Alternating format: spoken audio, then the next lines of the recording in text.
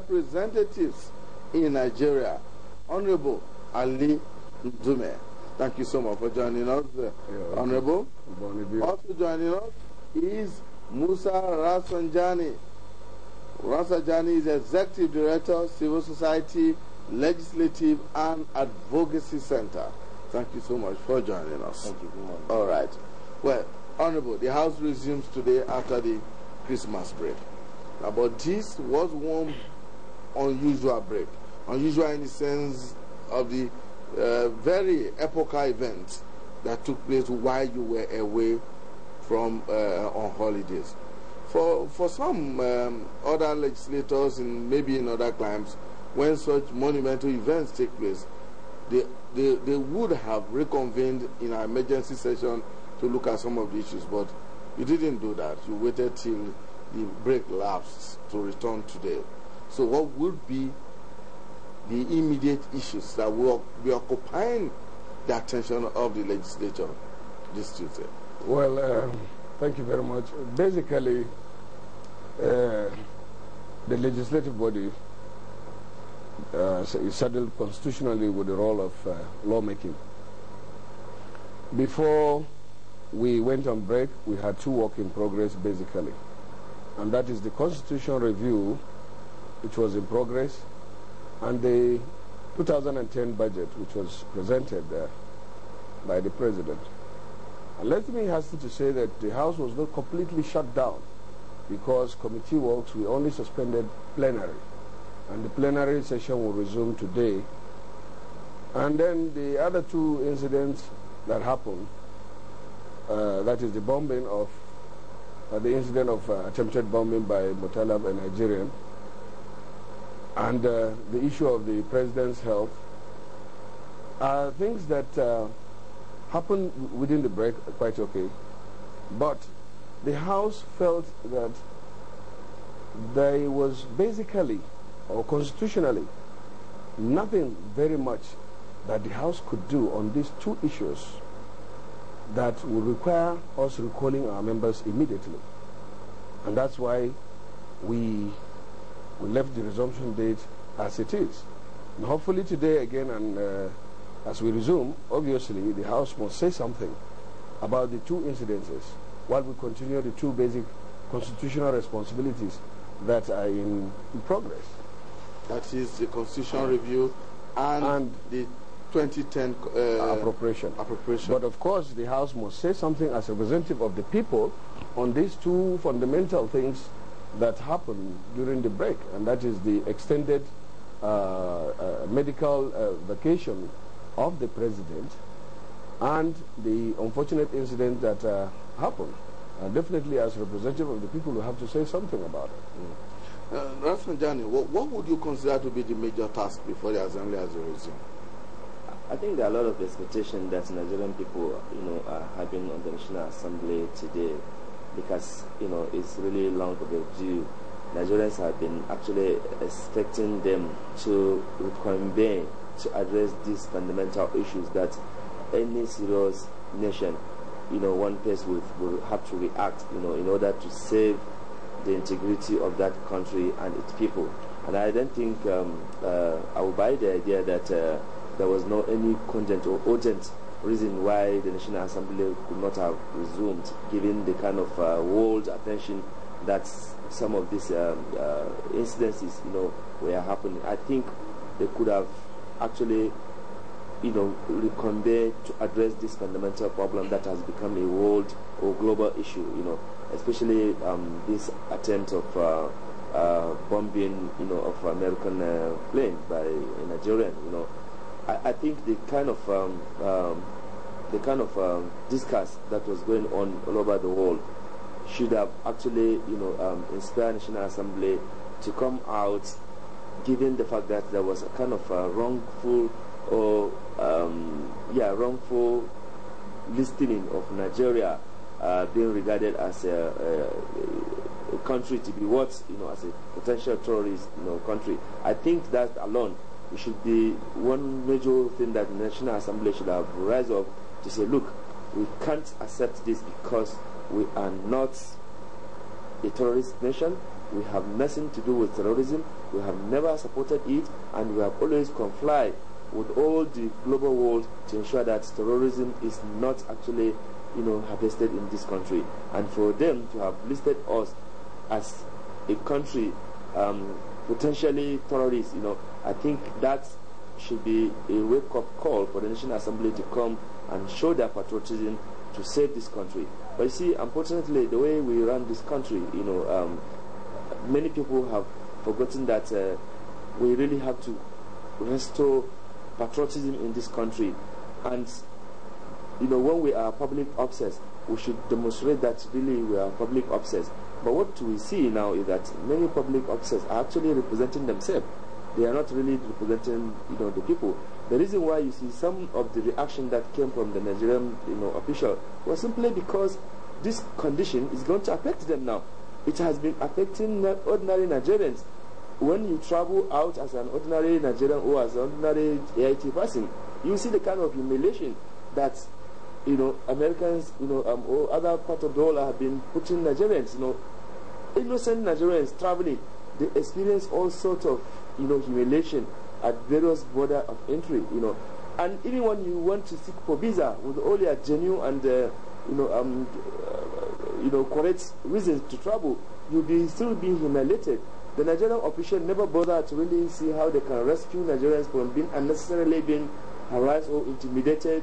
But now, because this sanction or more or less punishment is going to affect them, they are going to also be passing through what the ordinary Nigerians have been passing. That's why this agitation are coming. Otherwise, Nigerians have been passing through this kind of humiliation. Every time Nigerian will travel, come and see the kind of extra search he or she received. We travel every day, we travel all the time, and we see how Nigerians have been subjected to all sorts of maltreatment, inhuman treatment. And Nigerian government or Nigerian officials do not bother to see how they can protect or how they can really stop those kind of unnecessary harassment and the intimidation of Nigerian people. But now that the thing is going to apply to them, so they have to really come out to show that they are actually protecting the citizen, or they are interested about the country.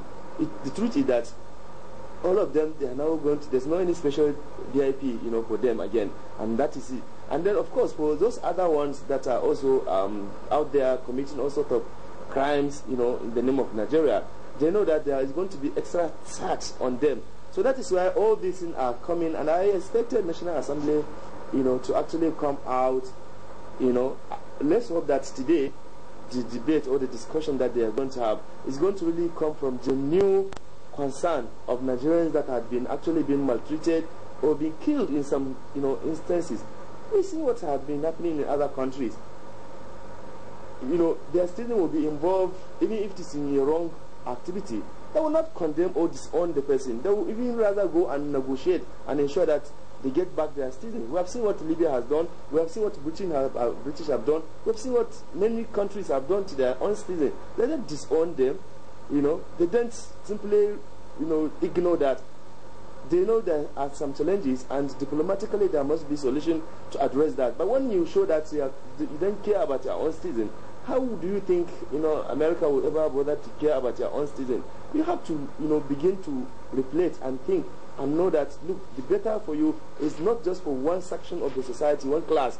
So when the Buddha are protected, the ordinary person should die, should go to hell with him. So we have to look at it from the total package of how to protect Nigerians, and not when that sanction is going to apply to a particular class of people, then they will now start shouting and doing pretension as if they care for the country, when Nigerians have been dying, have been killed, have been maltreated every now and then. If you travel out, you will see what I'm talking about. Well, I appreciate Representative concern, and as you can see, some emotional expression. But let me say here that as Nigerians and as legislators, we should not equally run away from reality and shifting the blame just because we are looking for somewhere to put the blame. In the first instance, the unfortunate incident that happened is something really not new. We all know that these things are happening in the world. It happened in Nigeria. But let us be honest to ourselves. The National Assembly constitutional responsibility of the National Assembly is lawmaking. This basically has to do with our foreign policy and the foreign activities of the nation, like squarely with the executive. We have foreign affairs minister charged with the responsibility of this. We have an ambassador in the United States. We have the vice president. We have the whole executive that are charged with this responsibility. In fact, the Senate, for example, came out to give, and yesterday they denied that, to give the United States an 7-day ultimatum to remove that. But you know, that is just kind of maybe getting to what Rafsanjani wants to say, that you just make a noise that has no impact at all, that will rather, at the long run, ridicule you yourself, because if you give somebody alternative and ultimatum and you don't have that right, and or that your ultimatum doesn't make any impact, have the clout. It doesn't have the clout, then you just say, see, what I was expecting in that instance is that the executive, which is basically responsible for that, will rise up to the occasion.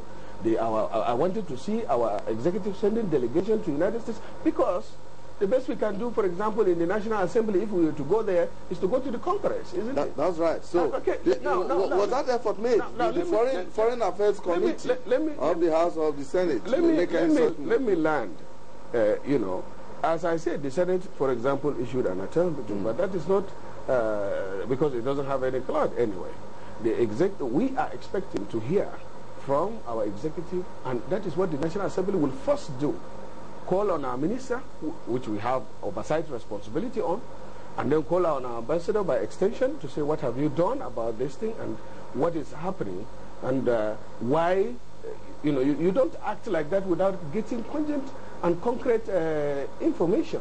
So is the House likely, on resumption now, is the House likely to, for instance, summon the Foreign Affairs Minister to brief it? Yeah, the House have to discuss these things first, because we are restricted by the Constitution. The Constitution clearly spells out the responsibility of the National Assembly, and I still repeat that is lawmaking. The President, then the second issue is the absence of the President. The Constitution, Section 144 and 145, is clear about what is supposed to be done. And that is our responsibility as the National Assembly to defend and protect that Constitution. And as a Nigerian, binded by that Constitution. The Constitution, Section 144, says that the President will write, to the National Assembly. He didn't write that. He went on the medical vacation. And that is the only thing that the Constitution says.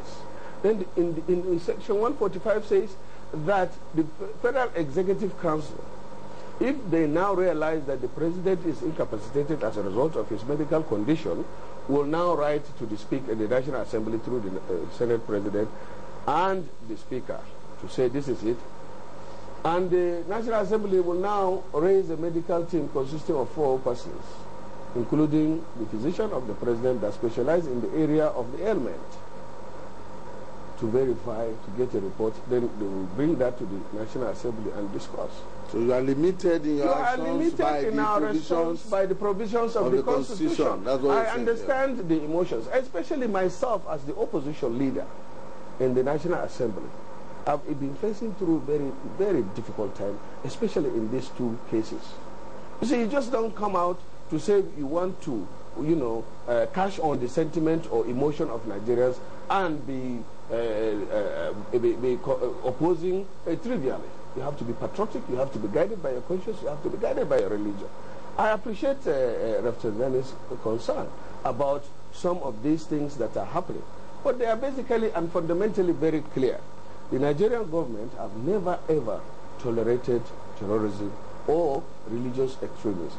In fact, the same America, and that's why I find it very difficult to comprehend that, because just coming out, because one individual had an incident where in a country where you have over 150 million people.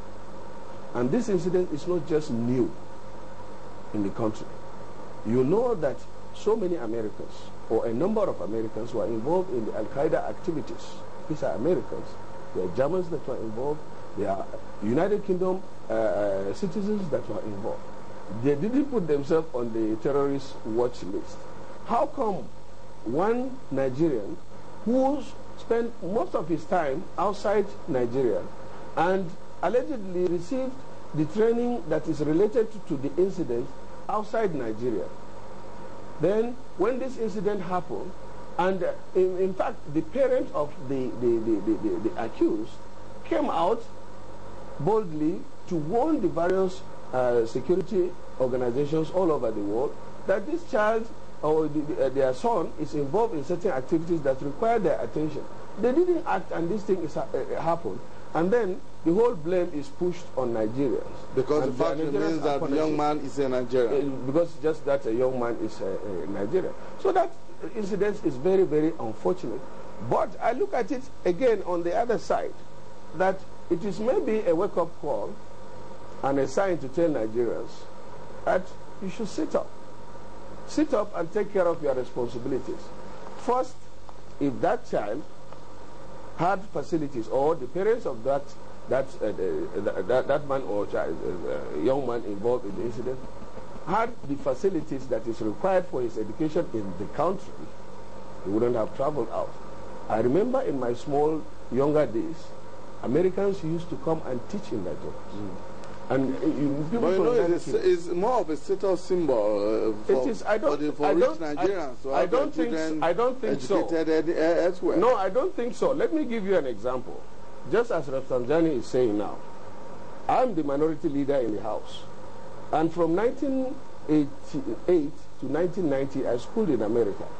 But I have never gone to America till last year, end of last year, 20 years after. I had no reason to go there, because I'm contented with my country. I went there for 2 weeks. 2 weeks in Stanford to study. I'm a Nigerian. Do you think that by all standards you measure that I don't have the privilege or the need to travel? But as I told you, I'm contented. I have 10 children that are schooling in Nigeria, and they are doing fine. One of them is studying medicine. The other one is studying economics. So it depends on individuals. Let us look at this thing. As far as I'm concerned, me, that is why I'm saying I'm restricted to that. America can go to hell. All right. Because I don't need to go there. All right. That's one, Johnny. Let's quickly, very quickly, within the time left for us to look at the other issues that the Honorable has said the Assembly should be looking at when it's resumed sitting today. The Constitution, the Constitutional Amendment, and the 2010 budget. Yeah, I think one of the major issues that the National Assembly need to look at is, of course, the budget, which, is the social, instrument of connecting Nigerians, in terms of their socio-economic and even political well-being. Because, if you really want to address the issue of poverty, for infrastructure development, education, health, all these things has to be, dealt with by the budget, proposal that Mr. President has sent. I think the National Assembly, I will urge them within the time framework that they have, because this year is a year of busy activities. The National Assembly members will have to be going for the primaries election, their party primaries election. They will have to begin to do campaign, because going by what has been recommended, the election may even take place end of this year or early next year. Whatever the case, the election must take place latest by April by conventional time framework. But now, even with the request on that, that Nigerians were making, if the country agreed to hold the election, it's going to be end of this month, and therefore the National Assembly have limited time really to spend in terms of even the lawmaking and all other things. So therefore, I would rather suggest to the National Assembly that they focus squarely on how to deal with this issue of budget squarely, so that we can have a good time, with a good budget that Nigerians can be happy with in the remaining time that they have. Second, is to also not to really bother themselves about the so-called constitutional reform, because it will not going to work. We have been agitating for this thing 10 years, since 1999. We have done you are very much aware of what we've been doing. We went around every local government, every state, every zones, to gather the views of Nigerians on what the constitution should look like. And all this information have been deposited to the National Assembly. And attempts were also made by even the National Assembly itself, to come up with this. And all this information were with them. And if the National Assembly really wanted to really deal with the issue of constitutional review, they have sufficient information, they have sufficient documents that they can work with, without necessarily reopening the matter all over again, because all the issues are there. Let me finish. All the contentious issues are there. So what we need the National Assembly to do really is to focus on electoral reform, not the constitutional, reform, because that would take a longer time. Electoral reform, that's you think what you think. You see, very quickly, you see, as far as I'm concerned, we should put our priorities in place properly. Good. In order to move forward. And what are those country. Priorities? Like Rafsanjani just mentioned now, these two issues that are there before the National Assembly, the budget and the constitutional review. But most important demand that should be coming always from Nigerians is good governance, no matter who is there or what is done.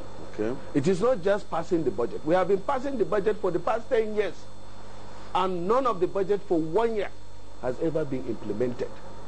I expect people like Rafsanjani to be hammering on that. Once you pass the budget, if you pass the budget today and it's not being implemented, what is its use? And then even if that budget is passed, they should take their time to look at where Nigerian money is going. It's going to. So not, for example, myself as a legislator, adding my salary or putting a lot of money for my travels on all that. They should look at that and then ask questions and emphasize on the immediate and most important things. Okay. I'm not saying that these two incidents that is being dominating this thing is important, but the president's presence, personal, physical presence is not that important. Let me say that personally. Then these incidents of this boy is not that Nigerian. Many Nigerians are dying right now because of bad governance. Okay. Thank you so much. Honorable Ali Ndume is Minority Leader, House of Representatives in Nigeria. He's been joined by Musa Rafsanjani. Rafsanjani is Executive Director, Civil Society, Legislative and Advocacy Center. And together we've been looking at the resumption of the National Assembly from the Christmas break and the major issues that will be in the front burner as the federal legislators resume. Thank you so much, gentlemen, for joining us. Right now, time to take you over to our Lagos Center for a lot more on Kakaki, the African Voice. Let's join Nkoli Omodo.